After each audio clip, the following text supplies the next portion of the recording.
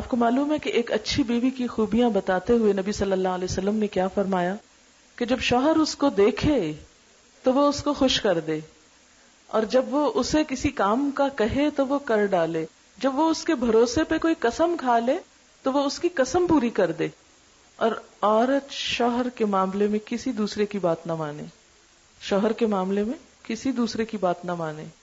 ہمارے ہاں عموماً یہ چیز مس کر دی جاتی ہے، یہ اللہ کے رسول صلی اللہ علیہ وسلم کا حکم ہے۔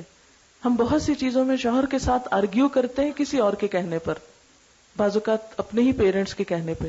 آپ نے دیکھا ہوگا کہ جتنی سہولتیں کمیونیکیشن کی زیادہ ہو گئی ہیں، اس سے میں نے دیکھا خرابیاں بھی بہت ہو گئی ہیں۔ بعض اوقات شادی تو پیرنٹس کر دیتے ہیں لیکن پیچھے سے ڈکٹیشن نہیں چھوڑتے، یوں کرنا، اچھا اس نے تمہیں یوں کیا ہے تم آگے سے یوں جواب دینا، اس نے تمہیں یہ نہیں دیا تم یوں بتانا۔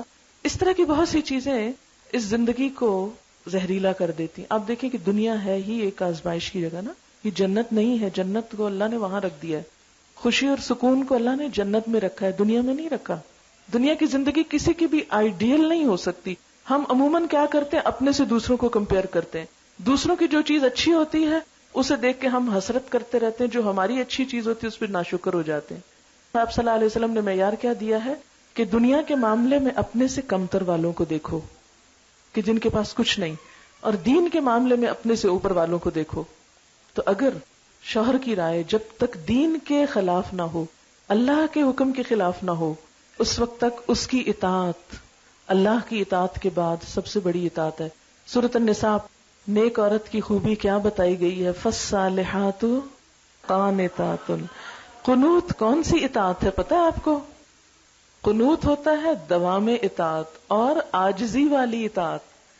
قوموا للہ قانتین، اللہ کے سامنے عاجز بندے بن کے کھڑے ہو۔ تو بیوی کی جو خوبی قرآن نے بتائی وہ کیا ہے؟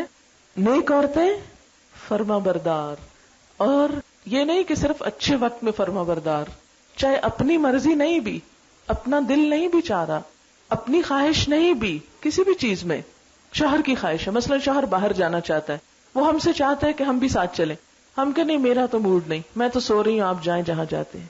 بعض اوقات وہ کسی چیز کا مطالبہ کرتا ہے، ہم کہتے نہیں ہمارا تو موڈ نہیں۔ تو قرآن پاک نے یہ نہیں کہا فالصالحات مطیعات، اس میں بھی اطاعت ہے۔ کیا کہا؟